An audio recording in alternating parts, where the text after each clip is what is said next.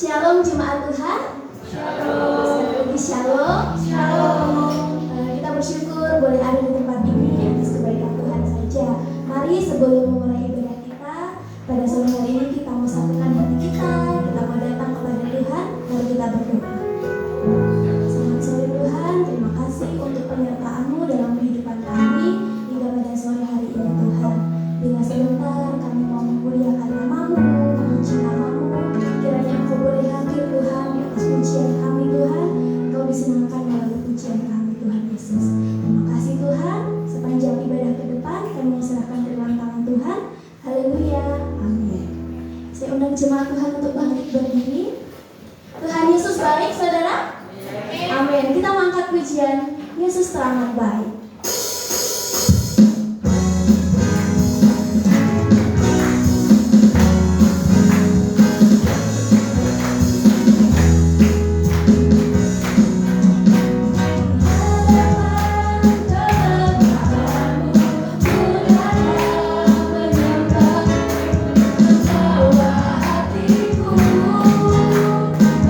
Membawa hidupku, berikan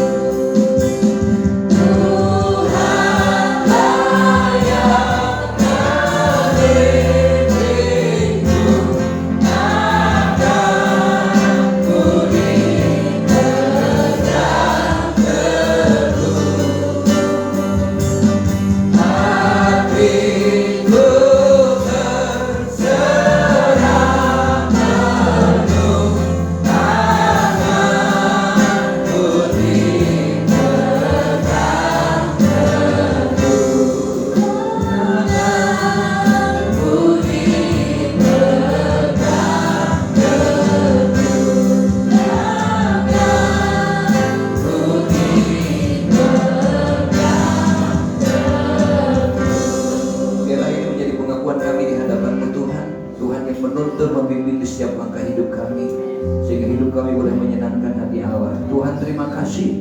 Terimalah pujian kami, ucapan syukur, penyembahan kami menjadi persembahan yang indah di hadapan-Mu Tuhan. Kami mau belajar firman-Mu, urapi kami, beri kami hati yang siap kita beri benih firman Allah. Urapi hamba-Mu juga Tuhan, dalam nama Yesus. Haleluya. Amin. Puji Tuhan. Baik, puji Tuhan. Shalom.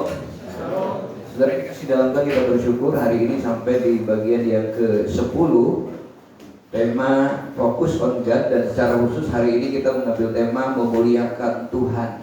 Bagaimana caranya kita memuliakan Tuhan dan untuk apa kita memuliakan Tuhan. Mari kita akan sama-sama belajar dan kembali kita akan membaca firman dari Mazmur 141 ayat yang ke-8. Kita baca bersama-sama 2, 3. Tetapi kepadamu-lah ya Allah Tuhanku, mataku tertuju. Padamu-lah aku berlindung, janganlah campakkan aku. Saudara dikasih di dalam Tuhan, fokus kepada Tuhan. Kita akan bagian hari ini adalah bahwa bukan hanya berbicara tentang apakah waktu kita berjalan, tetapi fokus kepada Tuhan adalah apabila seluruh aktivitas kehidupan kita memusatkan kehidupan kita semua untuk kemuliaan Tuhan. Apapun yang kita kerjakan, apapun yang kita lakukan, baik mungkin di rumah, di jalan, dalam pekerjaan, dalam apapun yang kita lakukan, tujuannya hanya satu, bagaimana Tuhan dipermuliakan dengan apa yang kita kerjakan. Itu yang ditulis dalam Kolose 3 ayat 23 mengatakan, dan apapun juga yang kamu perbuat, perbuatlah itu seolah-olah untuk Tuhan dan bukan untuk manusia. Tidak hanya berbicara tentang pelayanan, tetapi di luar pelayanan pun Allah rindu seluruh kehidupan kita betul-betul mempermuliakan Tuhan. Jadi saudara, kita baca kalimat yang ditebal ini 2, 3. Ini merupakan aktivitas yang sudah ada dari zaman ke zaman. Hanya saja ada yang belum melakukannya. Kenapa? Karena tidak menyadari dan tidak mengetahuinya. Dari dulu perintah ini sudah ada. Hanya permasalahannya kenapa ada orang yang tidak melakukannya, atau orang tidak menyadarinya bahwa setiap hari dimanapun kita berada, tidak ada tempat yang tidak bisa dilihat oleh Tuhan. Tidak ada tempat yang tidak bisa dipakai untuk mempermuliakan Tuhan. Mungkin ketika kita sedang sendiri, ketika kita mungkin sedang berada dalam kesulitan, kita sedang ada di kamar, Tuhan melihat betul. Dan banyak orang melakukannya justru ketika ada orang lain supaya orang memuji. Nah, saudara dikasih dalam Tuhan, ada begitu banyak hal yang kita kerjakan setiap hari. Dari mulai bangun tidur sampai mungkin ketika tidur lagi, bahkan mungkin ketika kita ada di malam hari. Saudara perhatikan, bahkan kalau kita di dalam kehidupan kita, di dalam tidur pun kadang-kadang kita turut melakukan. Makanya ada orang tidur yang mimpi, ada orang tidur yang ego gitu ya. Ya, kemarin ketika saya mendengar kesaksian seorang anak yang menungguin orang tuanya yang sakit di rumah sakit. Setiap hari dia tidak pernah berhenti nungguin mamanya, nungguin orang tuanya. Dan tidak sadar ketika duduk di pinggir tempat tidur, lalu dia ketiduran. Dan ketiduran itu dia ngobrol dengan Tuhan. Tuhan, aku lelah, ketawa gitu ya. Tetapi ibunya bilang, kamu bangun, sedang teleponan ya? Enggak. Atau kamu sedang ngobrol ya dengan Tuhan ya? Cerita bahwa Tuhan, aku lelah. Langsung tertawa gitu. Berarti kan ada orang yang matanya tidur, tetapi hatinya dia tetap terbawa kelelahan setiap hari. Walaupun di depan mamanya, di depan orang, dia tetap bersuka cita. Nah, saudara dikasih dalam Tuhan, mengapa? Karena hidup itu sebenarnya tersusun dari seluruh rangkaian kegiatan hari lepas hari di sepanjang kehidupan kita. Nah, kalau kita tahu bahwa hidup kita ini satu perjalanan yang tersusun dari setiap kegiatan, dari setiap aktivitas, maka Tuhan mau semua itu ditujukan untuk kemuliaan Tuhan. Ketika firman Tuhan menyebutkan bahwa tubuh kita ini dipakai untuk mempermuliakan Tuhan, tubuh kita ini adalah bait Allah di mana roh Allah tinggal di dalam hidup kita, maka dari seluruhnya, dari kepala sampai ke ujung kaki, itu bisa dipakai Tuhan untuk mempermuliakan Tuhan. Nah, mengapa orang tidak bisa mempermuliakan Tuhan? Saudara, karena seringkali dalam hidup kita tidak fokus kepada Tuhan, tetapi lebih fokus kepada apa yang dilihat oleh indera kita. Ternyata indera kita itu sangat menentukan Apakah hidup kita akan tenang atau hidup kita menjadi kekhawatiran? Nah, waktu indera kita atau waktu fokus kita kepada apa yang menjadi keinginan mata, keinginan daging dan keangkuhan hidup kita, maka kemudian menjadikan orang yang hatinya dikuasai oleh keinginan mata, keinginan daging dan keangkuhan hidup itu seringkali kena penyakit khawatir, kena penyakit cemas, dan kena sedih. Mengapa? Karena banyak hal yang kita lihat, yang kita dengar, yang kita rasakan itu seringkali bertentangan dengan apa yang ada dan yang ingin kita alami di dalam hidup ini. Jadi kalau hari-hari ini kita sedang merasakan bahwa hidup kita mungkin begitu berat, seolah-olah kita menanggungnya sendirian, saudara, kalau kita merasa itu sendiri, maka kita akan menjadi semakin berat. Semakin merasakan betapa beratnya beban, betapa beratnya sangkaan orang, betapa beratnya intimidasi yang kita rasakan di dalam hidup ini, seolah-olah bahwa orang lain tidak peduli dan aku menjadi semakin berat, dan akhirnya kita tidak bisa menyadari Tuhan kita lebih besar dari persoalan hidup kita. Tuhan kita lebih besar dari masalah yang kita hadapi. Saudara perhatikan, janganlah dahulu mungkin kita berbicara tentang beban hidup yang benar-benar besar. Dari apa yang kita lihat, kita dengar, kita rasakan, kadang-kadang itu membuat menjadi semacam panah berapi yang membuat kita cemas, khawatir, dan bisa tersinggung. Satu contoh adalah, saudara, ketika apa yang kita lihat, apa yang kita lihat di dalam dunia ini, saudara, kita mungkin melihat bahwa orang lain kok bisa lebih baik dari kita. Seringkali kita melihat, kalau kita melihat dari kekurangan kita, maka kita akan melihat orang lain itu selalu dianggap, aduh kok dia lebih baik dari kita ya. Kenapa kok saya begini? Kenapa? Karena pembandingnya adalah orang-orang yang seringkali ingin kita kalahkan di dalam hidup ini. Tapi kalau pembandingnya kita melihat ke depan, ke banyak orang yang ada di tempat-tempat lain, kita akan merasa bersyukur, saudara. Kalau saya pergi ke satu pulau yang begitu jauh, sepeda motor saja tidak ada. Nama jalan itu cuma satu, atas dan bawah. Nah, rumahnya di mana, Mbak? Di bawah. Saya bilang, ini ada sudah bawah. Lah di bawahnya di mana lagi? Karena yang di sini aja cuma 1 meter dari pantai, dari laut. Yang di sana bawah lagi. Tapi memang di sini namanya jalannya gitu, Pak. Yang sana itu atas, yang ini bawah. Itu saja. Dan mereka punya uang. Kalau punya gajian, punya uang, baru seminggu sekali pergi ke kota. Itu pun harus menunggu kapalnya seminggu 2 kali baru bisa pergi. Ketika saya pergi ke satu daerah lagi, dan sama itu juga. Kemarin ketika rob kebanjiran semua satu daerah itu, saya pikir ini kalau kebanjiran mau kemana ya. Dan waktu tahun baru kemarin, kapal dibawa ke Bitung, mereka tidak bisa ke pulau itu. Akibatnya apa? Mereka ada yang tidur di lantai, tidur di tangga berhari-hari. Bayangkan dengan kita yang kadang-kadang banyak mengeluh ya.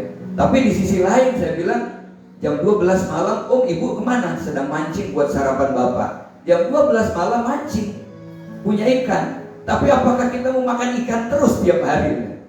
Perhatikan, ini satu hal yang kadang-kadang yang dilihat. Kita melihat di sini, aduh kok saya ini lemah, kok saya tidak punya, karena kita tidak pernah jalan. Ketika saya sampai di Cebongan, maka ketika orang-orang di sana tentang cerita tentang uang, dikatakan, Pak, ngapain cerita tentang uang? Kenapa? Sebab di sini uang nggak laku. Kenapa? Nggak ada yang jualan. Ya, saudara, berarti banyak orang merasa, aduh saya kok nggak punya uang ya. Yang di dalam itu nggak punya uang sama sekali. Nah, saudara, apa yang didengar? Seringkali kita kena pengaruh. Kita sudah nyaman, tapi baru mendengar omongan saja, kita rasanya sudah terlalu sakit. Terintimidasi dengan omongan orang, membuat kita tidak bisa bersuka cita, membuat kita menjadi galau, membuat kita menjadi sedih, sehingga omongan-omongan yang baik, yang lebih hebat dari yang didengar itu kadang menjadi tertutup. Mengapa? Karena telinga kita terfokus kepada apa yang kita dengar, yang seharusnya tidak perlu didengar. Karena dalam hidup ini kadang-kadang kita harus menutup telinga terhadap suara yang melemahkan. Waktu hanya karena disindir saja, karena ada orang yang mengejek saja, kita sudah sakit hati, kita sudah tersentuh hatinya. Dan kalau kita sudah terluka, maka yang baik-baik itu kita nggak bisa dengar lagi. Kenapa? Kita terintimidasi setiap hari. Bukan hanya apa yang kita dengar, apa yang kita kecap setiap hari. Ada yang dikecap mungkin secara langsung seperti garam dan keasinan, tetapi ada juga yang dikecap di dalam perasaan, yang selalu merasa bahwa hidupku terlalu pahit, nasibku menjadi jelek, sehingga setiap hari kita menjadi orang yang selalu mengeluh. Nah, kalau kita selalu mengeluh, maka sebenarnya fokus kita sedang tidak kepada Tuhan. Dan ketika orang Israel, kenapa dia dikucilkan oleh Tuhan, dihukum oleh Tuhan? Karena mereka terlalu sering mengeluh. Mereka beribadah dengan mulut, mereka hadir datang beribadah, tetapi saudara hanya dengan bibirnya saja, hatinya tidak fokus kepada Tuhan. Nah, inilah yang terjadi. Iblis akan memberikan satu penghiburan, satu goncangan bagi kita, sehingga membuat kita tidak bisa fokus kepada Tuhan. Berikutnya, apa yang dihirup, bau apa yang tercium yang tidak enak, atau yang biasa saja, yang kadang-kadang itu juga mengganggu kehidupan kita. Tapi memang manusia, kalau sudah bau tikus kan harusnya pergi, tapi masih saja dicari. Bau tikus sudah tahu, bau masih dicari gitu ya. Dan manusia memang begitu, harusnya kan disenterin kalau udah bau, kok malah diciumi. Nah. Lalu berikutnya, apa yang diraba?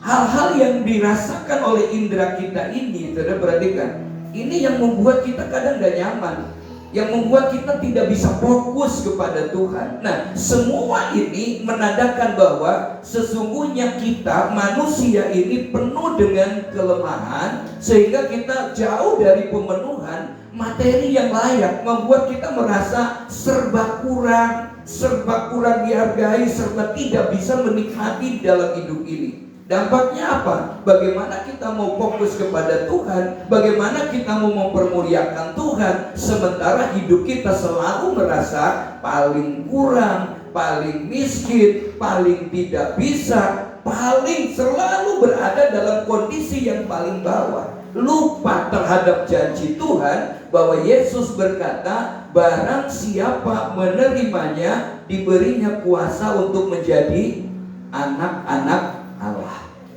Lupa bahwa posisi kita hari ini adalah kita ini anak Tuhan, punya hak yang sama. Dan ketika kita dipengaruhi oleh panca indera kita, membuat kita tidak bisa fokus kepada Tuhan, akhirnya kita seperti anak sulung dalam cerita itu. Ketika Tuhan dalam memberi perikopnya, anak yang hilang, bukan yang bungsu saja yang hilang, tetapi anak yang sulung yang ada di dalam Tuhan, yang bersama-sama dengan Bapa, tetapi tidak bisa menikmati kehadiran Bapa di dalam kehidupannya. Nah, saudara yang dikasih dalam Tuhan, ketika kita tidak fokus kepada yang dapat diinderakan, seharusnya kita tetap fokus kepada yang tidak dapat diinderakan. Nah, saudara, tidak fokus kepada yang dapat diinderakan. Semua sebenarnya bisa masuk ke panca indera, tetapi pada yang tidak dapat diinderakan. Saudara, artinya begini, ketika kita terlalu fokus kepada hal-hal yang materi,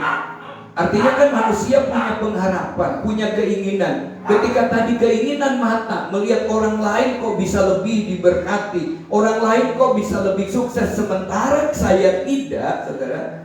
Akibatnya apa? Membuat hidup kita kemudian diatur oleh dunia. Kita mengejar kehidupan dunia. Yesus memberikan satu perumpamaan tentang penyembahan. Tidak mungkin kita menyembah kepada dua tuhan, fokus kepada dua, satu kepada Allah, yang satu kepada Mamon. Bukan kepada iblis, tapi iblis memakai fasilitas lain, sarana lain, untuk orang kemudian mengubah fokus kepada Tuhan, membuat hatinya terpaku kepada hal-hal yang materi yang sebenarnya kita sudah miliki. Ketika melihat mungkin handphonenya orang lain lebih bagus, lebih keren, lah punya kita biasa saja. Lalu setiap hari cuma mikir terus, digambarin terus handphonenya. Kenapa? Aku pengen kayak dia. Nah kalau kayak saya ini kan yang penting bisa Facebook, bisa WhatsApp, bisa SMS, bisa telepon daripada Jokowi, itu aja kan. Kita kalau punya iPhone mau pakai apa berarti? Nah kalau kita orang tua kan begitu kan. Tapi kadang-kadang ada orang yang terus ingin sesuatu yang lebih. Dan kalau kita akan kemudian termakan oleh teknologi, membuat kita ini tidak akan pernah bisa puas di dalam hidup ini. Kalau kita kemudian fokusnya kepada hal yang materi, tidak kepada Tuhan, maka akibatnya saudara, kita hidup akhirnya diatur oleh uang secara tidak langsung. Untuk pemenuhan segala sesuatu kemudian kita mencari uang untuk bisa mendapatkan supaya kita bisa cukup puas hatinya. Nah saudara, makanya sekarang iblis tidak mengembuskan tren seperti zaman si Unyil, orang jahat itu bajunya belang, jelek. Tidak. Sekarang itu orang ditipu untuk fokus bukan kepada Tuhan itu dengan hal-hal yang mengganggu keinginan mata, yang membuat kita kemudian setiap hari dialihkan kepada hal-hal yang materi, dihembuskan oleh media dan orang-orang yang ada di sekitar kita. Saudara, supaya apa? Supaya kemudian akan terikat dan akhirnya nilainya pun kemudian tinggi dan orang akan terus mencarinya. Gambaran-gambaran kehidupan ini kan sudah dari zaman dulu sebenarnya sudah digambarkan. Kalau kita dalam cerita pewayangan ada Togog, ada Semar. Saudara perhatikan, Togog itu karakternya apa? Sama-sama sebenarnya anak Sang Hyang Wenang, tapi yang satu itu terpaku oleh hal-hal yang duniawi, tidak pernah kepuasan. Makanya digambarkan dengan seorang tokoh yang mulutnya selalu terbuka, tidak pernah puas dalam hidupnya.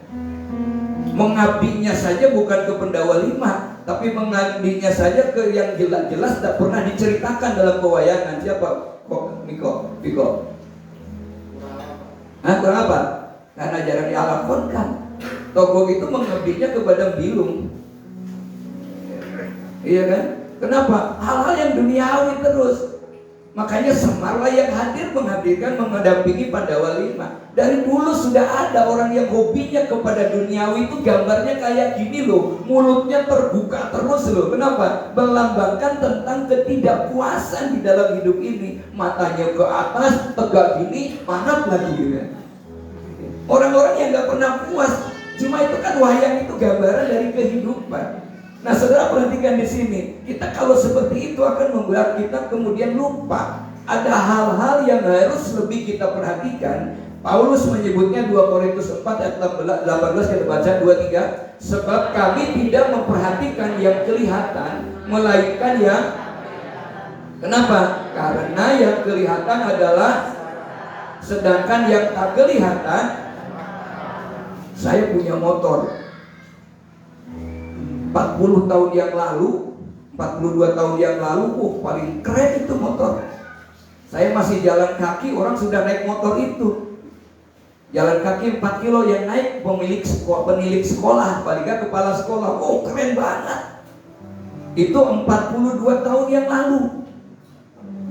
Iya kan? Hebat. Tapi sekarang 42 tahun kemudian, motor apa namanya? Motor antik atau motor kuno, motor jadul. Berarti kan, yang hari ini keren, maka besok itu bisa menjadi tidak keren. Nah kalau orang itu mengejar itu terus, kata Paulus di sini, aku tidak memperhatikan yang kelihatan. Mengapa? Yang kelihatan itu akan sementara kok.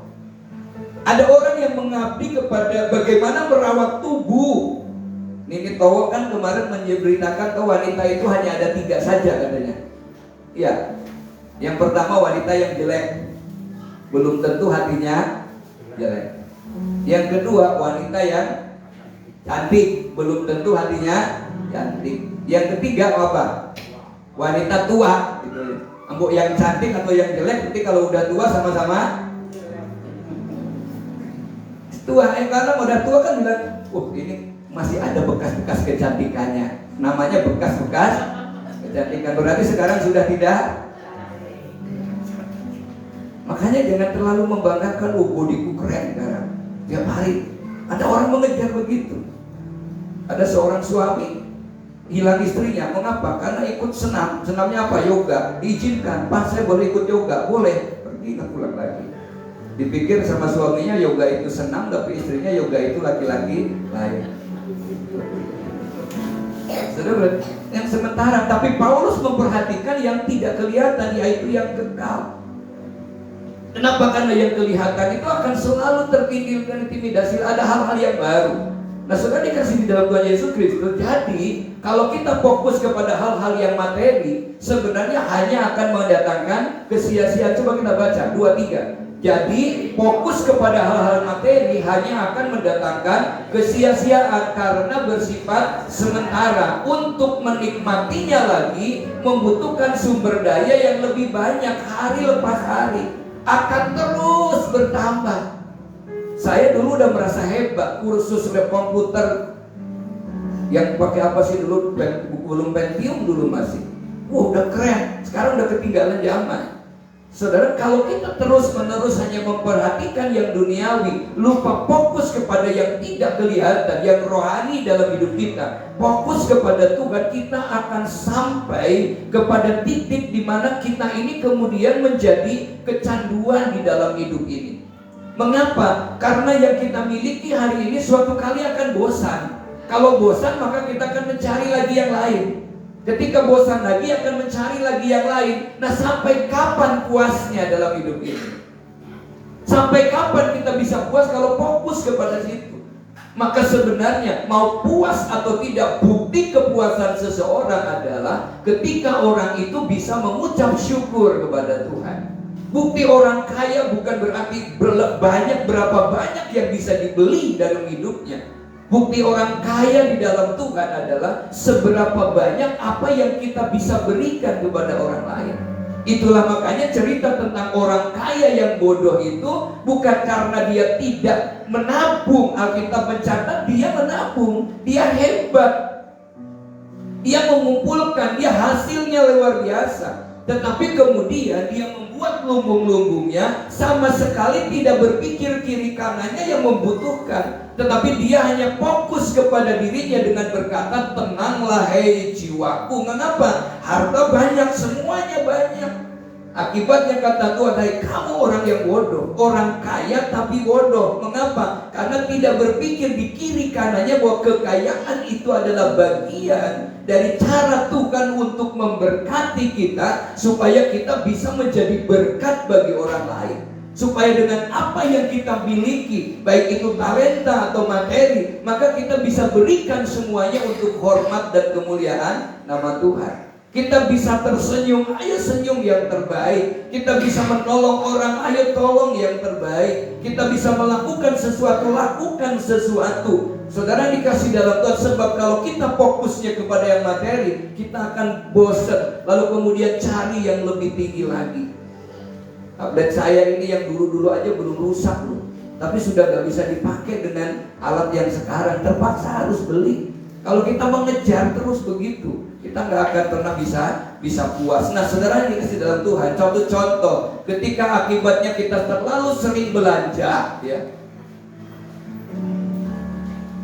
Kalau kita sering belanja, ya, terlalu sering kita berbelanja sedang kerjanya tidak, akibatnya kan kita sering berpangku tangan, ya, itu malas, ya. Resikonya apa?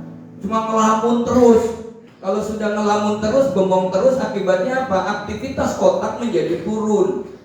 Kalau sudah aktivitas otak menjadi turun, maka kemudian akan berakibat menurunkan kecerdasan dan kesadaran manusia bahwa dia itu harus sebagai makhluk sosial, harus mampu untuk berkarya, berdampak kepada lingkungan yang ada di sekitarnya. Karena fokusnya kepada sesuatu untuk pemenuhan diri sendiri, membuat dia tidak pernah bisa menjadi contoh bagi orang lain. Nah, saudara dikasih dalam Tuhan, dampak buruk lainnya adalah bahwa pencemaran atau namanya kenikmatan duniawi ini bisa melakukan pencemaran tidak sadar. Dengan apa yang kita punya itu bisa mengganggu orang lain. Yang berikutnya, saudara, fokus kepada Tuhan bukan berarti tidak membutuhkan materi. Mari kita mau belajar, Pak, saya fokus kepada Tuhan, apakah saya harus berdoa terus? Saya harus memuji Tuhan terus? Enggak, saudara. Bila memilih fokus kepada materi, pasti sifatnya kemudian menjadi candu. Dan kemudian berbayar, terus akan meningkat biaya hidupnya. Sekarang dulu tidak ada biaya internet. Sekarang biaya internet. Dulu kalau mau masak aja jalan ke pasar. Sekarang jalan saja udah nggak mau, harus pakai motor, bensin ya. Begitu sudah ada bensin, sekarang gara-gara COVID ini ada belanja saja online. Akhirnya GoFood ya. Masak sudah mulai nggak mau, enak pesan. Betul sih, memberkati banyak orang akhirnya, tapi akhirnya kita menjadi malas. Karena perhatikan di sini, karena kecanduan sifatnya apa? Kalau kita kecanduan kepada Tuhan, justru gratis. Ini bayar, ini gratis. Tapi kadang-kadang kita pilih yang kecanduan. Banyak orang hari-hari ini mengalahkan ibadah, mengalahkan sesuatu yang baik hanya untuk pemenuhan, supaya kebutuhan pribadinya bisa terpenuhi. Nah, saudara yang kasih dalam Tuhan, jadi pilih yang mana? Fokus kepada yang materi yang harganya semakin mahal, yang kemudian juga akan atau memusatkan kehidupan kepada Tuhan, yang dampaknya, manfaatnya sebenarnya hebat meskipun itu gratis. Contohnya firman Tuhan menyebutkan ibadah kalau disertai rasa cukup sangat besar manfaatnya, besar kuasanya. Nah, orang itu udah masuk akal. Ibadah disertai rasa cukup itu rasa syukur, senang melakukan ibadahnya, besar manfaatnya. Sebab ibadah itu bukan hanya sekedar melatih untuk kehidupan sekarang, tapi kehidupan yang akan datang. Mengajarkan kita bersyukur, mengajarkan kita berserah, mengajarkan kita melakukan apa yang mau Tuhan mau, mengajarkan untuk kita dengar-dengaran kepada firman Tuhan, maka kita melakukannya dengan sukacita. Tidak kemudian ibadahnya menjadi gelisah. Bukan hanya menjadi satu kewajiban. Tuhan katakan ibadah disertai rasa cukup, rasa syukur, rasa nikmat, mendatangkan kuasa yang besar. Gratis, tapi kadang kita tidak mau. Kenapa? Eman-eman meninggalkan yang lain. Makanya begitu banyak orang meninggalkan ibadah dengan alasan-alasan yang diperbuat, yang sesungguhnya semuanya itu adalah lebih kepada untuk pembenaran di hadapan manusia dan bukan di hadapan Tuhan. Meskipun memang bisa dengan cara yang lain. Sebab tidak ibadah di sini kan masih ada ibadah di tempat lain. Saudara dikasih dalam Tuhan, dan saat kita memutuskan untuk memenuhi atau berfokus kepada Tuhan, bukan berarti bahwa yang materi tidak dibutuhkan oleh Tuhan atau tidak dibutuhkan oleh kita. Tapi ketika kita fokus kepada Tuhan, Tuhan itu tanggung jawab betul terhadap kebutuhan materi kita. Tuhan tanggung jawab betul bahwa orang yang ada di dalam Tuhan, firman Tuhan menyebutkan Allah tidak mungkin mempermalukan orang yang mengasihi Dia. Tidak mungkin mempermalukan. Ada cara Tuhan untuk menolong, karena itu janji Tuhan. Hanya kan banyak orang seolah-olah bahwa Tuhan gak mampu menolong, Tuhan gak mampu memberkati, sehingga kadang-kadang abaikan panggilan Tuhan, abaikan fokus kepada Tuhan, lebih kepada kepentingan diri sendiri. Coba kita baca firman Tuhan. Yang pertama, kalau kita fokus kepada Tuhan, akan apa? Akan ditambahkan ke dalam kehidupan kita. Kalau baca ayatnya 2-3, tetapi carilah dahulu kerajaan Allah dan kebenarannya, maka semuanya itu akan, yang ditambahkan pasti bukan yang tidak baik. Hal-hal yang baik yang akan ditambahkan kepada kita kalau kita fokus kepada Tuhan. Tuhan katakan akan ditambahkan. Pak, caranya bagaimana? Ya ada cara Tuhan. Pak, kok saya hari ini gagal? Yang gagal itu bukan rencana kita, bukan rencana Tuhan, tapi yang gagal itu seringkali rencana kita tidak sesuai dengan rencana Tuhan. Makanya orang-orang yang setia kepada Tuhan tidak akan pernah putus asa. Mengapa? Selalu Tuhan, kalau pintu ini tertutup, Yesus akan membukakan pintu yang lain untuk memberkati kita. Allah yang akan memberikan ide-ide cemerlang supaya kita bisa tahu betul apa dan mana kehendak Tuhan. Saudara dikasih dalam Tuhan, inilah makanya kadang kita salah. Kalau kita fokus kepada Tuhan, kata Tuhan, Tuhan akan menambahkan di dalam hidup kita. Coba kita belajar hari ini bahwa tahun 2023 Tuhan memberikan kepada kita tema fokus on God. Buktikan bahwa Allah yang memberi visi ini adalah Allah yang setia kepada Tuhan. Semakin sungguh-sungguh di dalam Tuhan, Allah semakin akan menunjukkan caranya bagaimana kita diberkati oleh Tuhan di dalam kehidupan ini. Yang kedua, kata Tuhan apa? Akan diberikan Tuhan kepada kita. Nah, saudara perhatikan, tapi diberikannya bukan sesuai dengan keinginan, sesuai dengan kebutuhan masing-masing.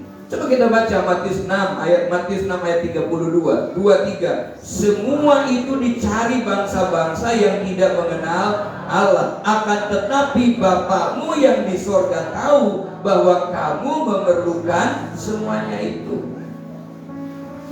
Apa yang kita perlukan, yang membuat kita galau, yang membuat kita gelisah, kalau itu kebutuhan kita, Tuhan pasti akan cukupkan. Kalau itu memang kebutuhan. Makanya kadang banyak orang kan yang mau menempatkan untuk sebulan ke depan, stresnya sudah sekarang. Kita tidak yakin bahwa Tuhan sanggup memberkati. Kita belajar dari seorang petani saja yang ketika menanam padi, begitu selesai tandur itu syukuran, senang banget. Ya walaupun panennya masih 3 bulan lagi. Tapi berapa banyak orang yang sudah stres dulu. Nah, saudara dikasih dalam Tuhan, semua itu dicari bangsa-bangsa yang tidak mengenal Allah. Bangsa-bangsa yang tidak mengenal Allah, dia akan berpikir bahwa aku akan hidup 1000 tahun lagi. Aku akan menikmati sekian lagi. Maka dia terus menumpuk untuk dirinya, sehingga kemudian menghalalkan segala cara untuk mendapatkannya. Kata Yesus, itu gampang, Tuhan akan hancurkan. Tapi bagi orang yang setia kepada Tuhan, Bapakmu yang di sorga tahu bahwa kamu membutuhkannya. Tuhan tahu. Dan saya sudah bersaksi kepada saudara ketika bapak saya mau meninggal. Saya nggak tahu bapak saya mau meninggal, nggak ada yang tahu kok. Tapi tiba-tiba malam itu ada berkat yang masuk. Saya bilang, ini besar buat apa? Ya sudah, saya ibadah dulu. Pulang ibadah ternyata diberitahu kalau bapak meninggal. Tuhan udah siapkan supaya kita tidak malu. Nah, saudara, ini yang membuat kadang mengapa kita, kata Tuhan, kita harus tenang, harus bersyukur. Itulah makanya saudara, ketika pikiran kita terpusat kepada Tuhan, sebenarnya apapun yang materi yang ada di hadapan kita, baik itu mahal atau murah, enak atau tidak enak, orang-orang yang fokus kepada Tuhan, kita akan melihat ini adalah satu bagian kehidupan yang Allah bisa berikan kepada kita, yang membuat kita bisa bersyukur kepada Tuhan, yang membuat kita bisa menikmati Tuhan di dalam hidup ini. Kita belajar dari kisah Yusuf, di mana Yusuf menyimpulkan dari semua hal yang tidak baik dalam hidupnya dengan kalimat, manusia mereka-rekakan yang jahat. Saudara dikasih dalam Tuhan, banyak sekali hal-hal yang diterima hari-hari ini. Ya tadi ada yang voice note sama saya, apa cerita tentang begitu. Saya tidak pernah ngomong sama seseorang, kok bisa ngomong begitu ya. Kita Jogja sedang diuji, Jogja sedang dibimbing, Jogja sedang dibuat semua pengurusnya menjadi lebih dewasa menghadapinya. Saudara, artinya apa? Pikiran yang berpusat kepada Tuhan membuat kita kemudian tidak konsumtif, ya. Dan kita bisa mengendalikan kehidupan kita sehingga mana yang baik, mana yang tidak. Roma 12 ayat yang kedua betul-betul digenapi. Kita berubah oleh pembaharuan hidup kita sehingga kita bisa memisahkan mana yang baik dan tidak. Nah, saudara dikasih dalam Tuhan, dan dari sinilah kita akan melihat bahwa damai sejahtera hidup kita tidak lagi tergantung kepada materi yang ada di hadapan kita, tetapi hanya betul-betul bergantung kepada Tuhan. Mau ada materi atau tidak, mau orang ngomong jelek atau tidak, kita tetap fokus kepada Tuhan dan kita bisa bersyukur kepada Tuhan. Coba kalau kita melihat sudah berbuat baik ya. Kemarin ada yang WA saya, Abah, saya sudah melakukan yang terbaik, kenapa orang malah meledekin saya ya? Orang yang diberi baik kok malah menjelekin saya? Ya terus itu ujian, apakah kita masih tetap bisa berbuat baik kepada orang itu? Berapa banyak ketika sudah berbuat baik dinilai tidak baik, kemudian kita tidak lagi melakukan yang baik. Berarti perbuatan baik kita hanya motivasi untuk kemudian bisa dihargai oleh manusia. Nah, saudara dikasih dalam Tuhan, berikutnya adalah masalah hati. Sesungguhnya itu adalah ketika apakah kedagingan itu menguasai hati kita atau Roh Kudus yang menguasai hati kita. Ketika Allah bertahta di dalam hati kita, Allah bertahta di dalam hidup kita, hati yang seperti apa? Manusia itu terdiri dari 3 unsur, roh, jiwa, dan tubuh. Dan indera, panca indera ini akan melihat dunia. Ketika kita dikuasai oleh dunia, maka jiwanya akan berperan di situ. Nah, kalau jiwanya kemudian dikuasai oleh dunia, membuat rohnya menjadi kecil. Roh Kudus tidak ada, yang ada hanya roh manusianya yang galau, yang khawatir, yang takut. Tapi kalau kita yakin bahwa rohnya dikuasai oleh Roh Kudus, jiwanya dikuasai oleh Roh Kudus, maka apapun yang dilihat di dalam dunia ini, kita akan selalu mempermuliakan nama Tuhan. Nah, saudara dikasih dalam Tuhan, cirinya dari mana? Ketika kita saat ini sangat membutuhkan penghargaan, ketika kita saat ini sangat membutuhkan penghormatan, ketika saat ini kita sedang sangat rindu membutuhkan pujian, ini saat-saat yang membahayakan, membuat kita akan kecewa ketika kita tidak dihormati, kecewa ketika kita tidak dipuji, kecewa ketika kita tidak mendapatkan penghargaan. Lalu kemudian ketika kita kemudian apa yang dibutuhkan di dalam hati ini hanya untuk popularitas dan mendapatkan pengakuan dari orang lain, kalau itu tidak didapat, maka dia akan menjadi kecil hati. Saya tidak diakui. Padahal kita sadar bahwa tidak ada seorang pun yang bisa menyenangkan semua orang. Nah, saudara dikasih dalam Tuhan. Nah, kalau kita membutuhkan hal-hal ini semua, saudara perhatikan, ini disebabkan apa? Karena alam bawah sadar kita yang menguasai hati kita itu dikuasai oleh apa yang ada di dalam dunia di sekeliling kita. Roh Tuhan tidak ada meskipun KTP kita Kristen. Mengapa? Tapi dikuasai oleh jiwa. Roh Kudusnya menjadi tidak ada. Tapi kalau Roh Kudus menguasai jiwa kita, menguasai hati kita, apapun, mau gak populer, tidak apa-apa, mau gak dikenal, ya tidak apa-apa. Yang penting saya melakukan yang terbaik, itu bagian saya. Kalau tidak dipuji, ya sudah, besok kasih anak saja namanya puji. Itu kan santai saja. Sudah perhatikan berapa banyak orang yang dipengaruhi, sudah memberi tidak bilang terima kasih saja langsung ngomel. Wah, orang nggak tahu diri, dikasih kok tidak berterima kasih. Kalau berterima kasih senang, kata Tuhan, kamu sudah mendapatkan pujian, pengakuan dari dunia.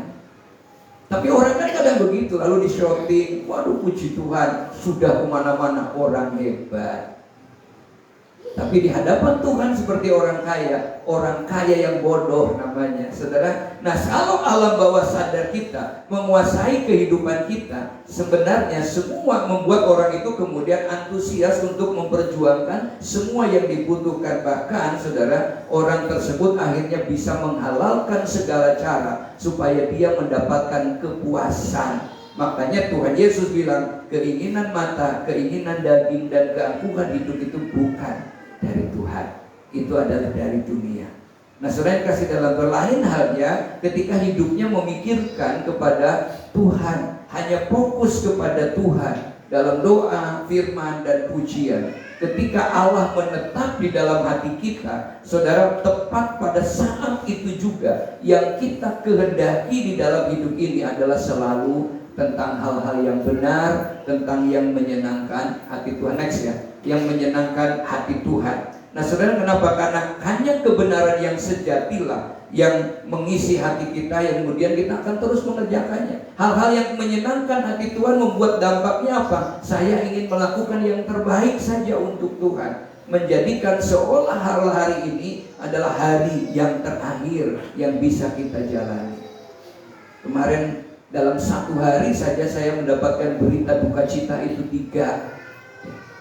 Satu di Parangtritis. Pertama bukan Parangtritis dulu, cucunya bapak angkat, mama angkat saya yang di Surabaya meninggal, anak yang kedua. Baru mengucapkan duka cita, bilang turut sepenanggungan. Dari Parangtritis ada berita, sebelah gereja meninggal. Kapan dimakamkannya? Besok jam 10. Ya udah, kita akan besok. Tapi besok ibadah jam 8 udah banyak orang. Ya ibadahnya pindah ke Berbah saja. Selesai memutuskan Parangtritis bahwa ibadahnya akan di sini, dapat berita dari Jakarta.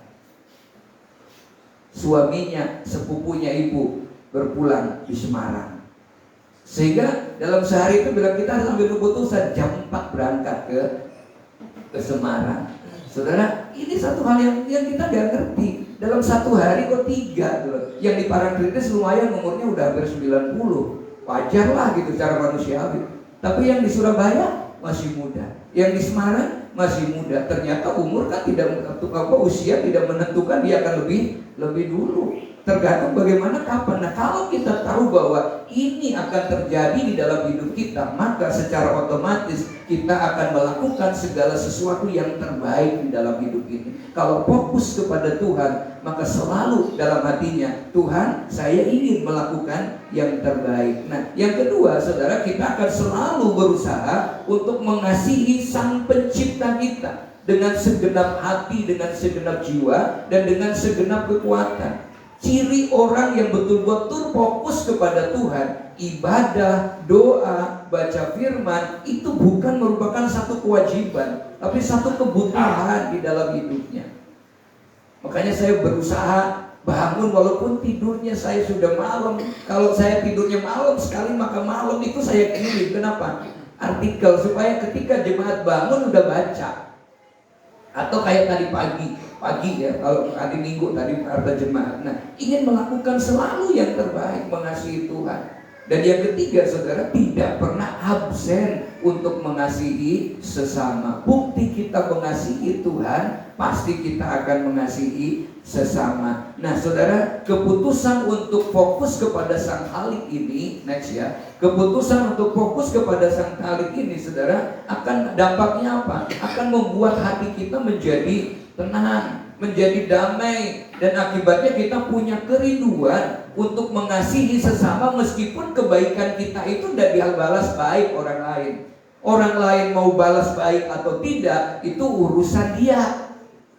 Orang lain mau membalas salam atau tidak, itu urusan dia. Orang lain mau balas senyum atau tidak, itu urusan dia. Urusan kita adalah sebagai anak Tuhan, di mana Roh Allah tinggal di dalam hidup kita, pasti selalu ingin membawa kemuliaan bagi nama Tuhan. Tidak terpengaruh oleh keadaan yang ada di sekelilingnya. Dan yang berikutnya, kalau keputusan untuk mengasihi Tuhan, maka tentu akan ada sukacita di dalam hidupnya yang terpancar dari ekspresi wajahnya. Sebenarnya untuk bisa kelihatan punya dan segala damai itu kan bukan hanya di dalam hati. Orang yang ada damai dalam hati akan keluar. Buktinya kalau orang sedih di dalam hatinya, maka air matanya juga akan keluar. Kalau jengkel di dalam hatinya, mukanya juga kelihatan. Tapi kalau hatinya sukacita, maka keluarnya juga akan sukacita. Tidak mungkin orang yang sukacita hatinya, mulutnya mencucu. Lirikin orang sinis, tidak bisa, saudara. Itu bukti. Jadi tetap akan ada sukacita. Nah, kenapa? Karena dalam hidupnya selalu ingin memberikan yang terbaik. Orang mau balas atau tidak, lakukan yang terbaik supaya apa? Tujuannya bukan untuk kita kok. Akhirnya Tuhan yang dipermuliakan. Sebagai tanaman, tanduran-tanduran yang kita bisa berikan, yang taburan-taburan yang akhirnya nanti suatu kali tidak menuai di sini, lalu kemudian akan menuai di tempat yang lain. Saudara dikasih dalam Tuhan, saya banyak menerima karena sering kali pergi ke luar Jawa, ke luar pedalaman, dipertemukan yang kami nyebutnya orang damai. Orang damai itu orang yang tidak kenal sama sekali, tapi dia mau menerima kami dengan sebuah kebaikan-kebaikan yang luar biasa. Tidak kenal itu orang damai. Dan saya yakin siapa yang mempertemukan itu? Tuhan. Ya. Kok bisa? Ya karena Tuhan tahu betul ada itu akan dibutuhkan. Ketika kami hanya tinggal punya uang 3 juta lagi untuk sampai di perbatasan Filipina, saya bilang, Tuhan mau lewat mana? 3 juta ini cukup buat naik kapal yang biru besar. Cuma kapalnya itu alasannya udah berangkat. Akhirnya apa? Tuhan, bagaimana ini kami harus berangkat? Malam itu kami berdoa, rapat di kamar sambil berdoa. Sudah, kita bersyukur aja. Kalau besok kita tidak bisa berangkat, ya sudah, besok kita bakti sosial aja di tepi pantai. Sementara kita berdoa, minta ada satu pendeta di situ untuk dipakai Tuhan. Ternyata dia iseng telepon, loh, ketua dewan Sulawesi Utara pas ada di pulau itu. Bilang, butuh berapa? 10. Sini Jo, ambil. Uangnya ada 10. Nah, transportasinya gimana? Kita berdoa lagi, Tuhan, uangnya sudah ada, tapi transportasinya pakai apa? Kami membutuhkan speedboat. Ternyata PJ Bupati ada, dinas perhubungan barusan saja datang. Yang penting ada uangnya, lalu kemudian bisa diantar dan besok dibawa pulang lagi. Saudara, ini cara Tuhan. Tuhan tahu betul, saudara. Jadi yang penting bagaimana kita bisa memberi manfaat, tidak dengan mengeluh, tapi bisa bernyanyi, berdoa, dan bersyukur saja kepada Tuhan. Sebab kenapa? Karakter orang yang bersyukur kepada Tuhan itu sebenarnya adalah karakter yang dicontohkan di dalam kitab Wahyu, bagaimana mendatangkan kerajaan Allah di dalam kehidupan kita. Kalau kita berkata, datanglah kerajaanmu, jadilah kehendakmu di bumi seperti di sorga, itu udah ujung-ujung cering datang. Harus apa yang kita usahakan. Nah, bagaimana caranya mendatangkan kerajaan Allah?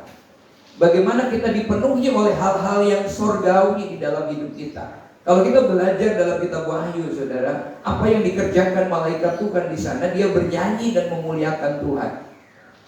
Nah, kalau konteksnya di dunia ini, bernyanyi yes, memuji Tuhan, tapi apa yang dimaksud dengan mempermuliakan Tuhan? Mempermuliakan Tuhan itu artinya bahwa aktivitas dalam setiap hidup kita ini adalah sebuah aktivitas di mana kita mampu mempermuliakan nama Tuhan. Itulah yang dikatakan bahwa apapun yang kita kerjakan, kita melakukannya seolah-olah untuk Tuhan dan bukan untuk manusia. Kalau ini terjadi, maka kata Yesus tadi katakan, ketika kita mencari kerajaan Allah dan kebenarannya, semua itu akan ditambahkan. Bagian kita ini bagaimana menghadirkan kerajaan Allah di sekitar kehidupan kita. Kerajaan Allah itu bukan soal makan dan minum, kata firman, tapi kerajaan Allah itu adalah soal damai sejahtera. Adakah damai sejahtera dalam hidup kita? Mengapa itu menjadi penting? Sebab ketika kita punya damai sejahtera, otomatis semua yang kita kerjakan juga akan menghasilkan hal-hal yang baik. Nah, kalau kita belajar dari firman Tuhan bagaimana mendatangkan kerajaan Allah, saudara, Yesus menyampaikan dua ayat ini yang luar biasa. Mari kita baca 2-3. Lalu kata Yesus, beginilah hal kerajaan Allah itu, seumpama orang yang menaburkan benih di tanah, lalu pada malam hari ia tidur, dan pada siang hari, yang tadi aja nggak apa-apa, dan pada siang hari jangan itu mengeluarkan emas dan nasi rumah ini. Saudara perhatikan, tugas kita itu ya pokoknya menabur saja, melakukan yang terbaik dalam hidup kita. Selagi punya kesempatan melakukan yang terbaik. Firman Tuhan menyebutkan di sini, lalu pada malam hari ia tidur. Tidur itu bukan berbicara tentang tidur dan tidak beraktivitas, tapi kita betul-betul menikmatinya damai. Sudah yang ditabur itu ya sudah, tidak pernah kita pikirkan lagi mau dipuji atau tidak, itu bukan urusan kita. Tanggung jawab kita adalah lakukan yang terbaik di dalam hidup ini. Kita tinggal dekat dengan Tuhan, menikmati Tuhan, menikmati damai sejahtera. Tapi kapan bangunnya? Kita nggak tahu. Waktu bangun pagi, kata firman Tuhan, benih itu mengeluarkan tunas, dan tunas itu makin tinggi. Akhirnya kemudian benih yang kita tabur itu berbuah. Tugas kita itu untuk mendatangkan kerajaan Allah. Lakukan saja yang terbaik di dalam hidup kita. Fokus saja kepada Tuhan. Urusan keberkatan itu, Tuhan tahu betul apa yang kita butuhkan hari ini. Jadi 2023, apapun kata orang, sudah itu biar saja orang berkata. Tapi mari kita belajar fokus kepada Tuhan, karena Tuhan punya cara untuk memberkati kehidupan kita. Ayat yang kedua kita baca, 2-3. Aku berkata kepadamu, sesungguhnya barang siapa tidak menyambut kerajaan Allah seperti seorang anak kecil, ia tidak akan masuk ke Saudara, kenapa Yesus menggambarkan menyambut kerajaan Allah seperti anak kecil? Anak kecil tidak pernah menghiraukan sesuatu yang membuat dia takut. Lihat anak-anak tadi sudah ketawa, santai saja. Dia belum memikirkan, oh bagaimana kebutuhan yang lain. Ada ibunya, ada bapaknya, damai kok. Walaupun mungkin bapak ibunya sedang tidak punya uang, digendong aja anaknya udah senang. Belum pernah saya dengar orang tua lagi gendong anak. Nah, dia sembahyang ya, bapakmu orang duit ada. Ya. Ada nggak yang gendong bayi kecil sambil ngomong keluh tentang hutang? Nah, bapak mungkin dihutang loh, Kak, 50 juta. Dia boleh duit loh, nggak ada. Iya kan? Tetap aja anak itu senang. Diajak senang dan dia senang main sama bapaknya. Tidak peduli bapaknya mau kayak apapun, lingkungannya mau kayak apa, dia tetap senang itu anak-anak. Dia jengkel sebentar tapi habis itu pulih kembali. Tidak pernah dendam. Anak-anak tidak pernah dendam. Tidak ada anak dendam begitu besok. Tidak. Hari ini mainan berantem, main apa kubak sodor berantem, bubar. Tapi besoknya itu dia ajak main lagi. Itu anak-anak, gampang pengampunan. Coba kita orang tua. Hari ini jengkel. Pak Joko jengkel sama saya. Datang ke sana. Siapa yang datang? Pak Dhani. Ngomong Rono. Lalu Bude, Pak Ade ada? Enggak, tadi Pak Ade suruh bilang ngomong Rono. Berarti Budenya yang jujur. Tapi anak-anak, saya lihat di foto Rono itu habis itu berantem. Tapi habis itu Permata, bukan lagi. Loh, ini anak menyambut kerajaan Allah kayak gitu, artinya santai banget menikmatinya. Dia tidak pernah berpikir yang lain. Nah, sekarang mari kita belajar. Tahun 2023 yang terpenting adalah ayo kita fokus kepada Tuhan dengan menyenangkan hati Tuhan. Urusan kebutuhan kita Tuhan tahu betul. Kalau kita punya kebutuhan yang lebih besar, Tuhan sanggup menambahkannya kepada kita. Fokus saja kepada Tuhan, senangkan hati Allah, Tuhan pasti memberkati kita. Tuhan Yesus memberkati. Tuhan, kami bersyukur kepada-Mu. Biar kami belajar untuk fokus kepada Tuhan dan hidup kami mempermuliakan Tuhan.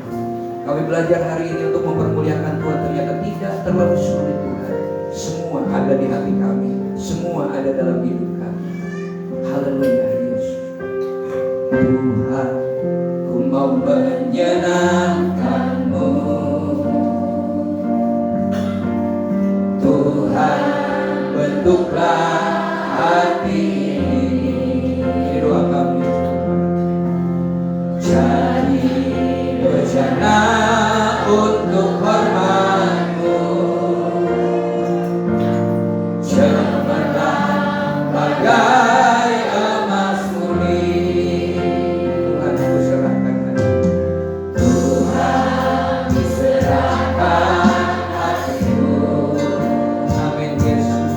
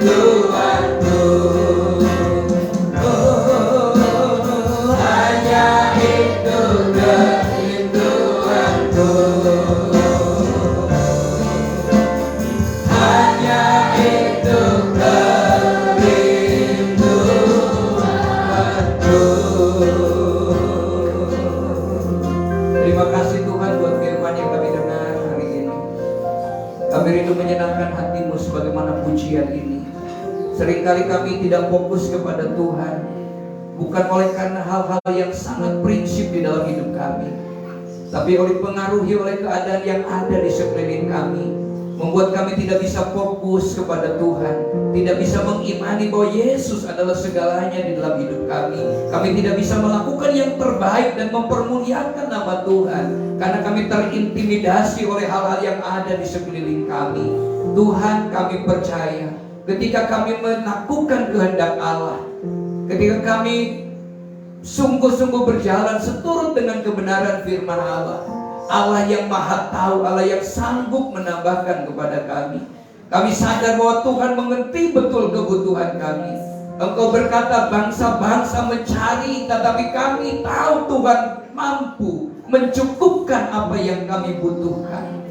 Biarlah belajar dari firman ini Tuhan, kami untuk fokus kepada Tuhan di dalam kehidupan ini. Bagaimana kami mempermuliakan nama Tuhan dengan hidup kami, dengan tubuh yang Tuhan percayakan. Tuhan Yesus dipermuliakan. Dengan pekerjaan yang Tuhan percayakan, Tuhan dipermuliakan. Dengan keluarga yang Allah izinkan dalam hidup kami, Yesus dipermuliakan. Dengan anak-anak kami, Tuhan dipermuliakan. Dari seluruh aktivitas kami, karena Yesus menjadi pusat di dalam hidup kami, Roh Kudus yang menuntun kami, maka Tuhan Yesus ditinggikan. Terima kasih Tuhan. Kami bersyukur buat tahun ini. Di akhir bulan ini, 1 minggu lagi kami akan mengakhiri bulan ini. Kami mau belajar untuk terus fokus kepadamu. Terima kasih Tuhan. Berkati setiap kami yang hadir hari ini. Kami percaya Tuhan memberkati bangsa kami, Tuhan memberkati pemimpin-pemimpin kami. Kami tahu Tuhan, kesejahteraan kota kami, kesejahteraan bangsa kami adalah kesejahteraan kami juga. Terima kasih Tuhan, terpujilah namamu. Kami bersyukur dan sebentar kami hendak memberikan korban persembahan. Kuduskan persembahan kami jadi persembahan yang berbau harum di hadapan Allah. Kami bersyukur kepadamu Tuhan, di dalam nama Yesus Kristus kami siap diberkati Tuhan. Tuhan memberkati engkau dan melindungi engkau. Tuhan menyinari engkau dengan wajahnya dan beri engkau kasih karunia. Tuhan menghadapkan wajahnya kepadamu dan memberi engkau damai sejahtera mulai sore ini sampai Maranatha. Tuhan Yesus datang yang kedua kali. Yang percaya diberkati Tuhan sama-sama katakan amin. Amin. Puji Tuhan. Kita duduk di dalam persembahan. Kita akan berjumpa hari Rabu. Nanti ada bersedia, dan bulan depan kita akan memulai ibadah jam 4 dan hanya 1 kali ibadah. Lalu kemudian sekolah minggu, ada retreat sekolah minggu outbound akan diadakan. Nanti akan ada pengumuman. Yang berikutnya, saudara dukung doa buat ada 4 agenda dari GBI. Yang pertama adalah Kongres Daerah Pemuda dan Anak. Kita akan kirim 2 orang. Lalu kemudian untuk Dolos camp kita juga akan kirim 2 orang. Lalu WBI akan kirim 2 orang. Dan untuk sidang majelis daerah kita akan ada 4 orang yang hadir, sehingga kita membutuhkan dana untuk itu. Saya ada list di situ, dan kelebihan dana yang kita peroleh nanti akan diprogram untuk anak-anak sekolah minggu dalam retreatnya. Tuhan Yesus memberkati, dan terima kasih Gaby ada di Jogja kembali. Lalu kemudian juga terima kasih Pak De, Bude, ya, Bude Tin, Yayu, ya, Bude apa Om ya Om. Tuhan Yesus memberkati buat kehadirannya di tengok di sini. Amin.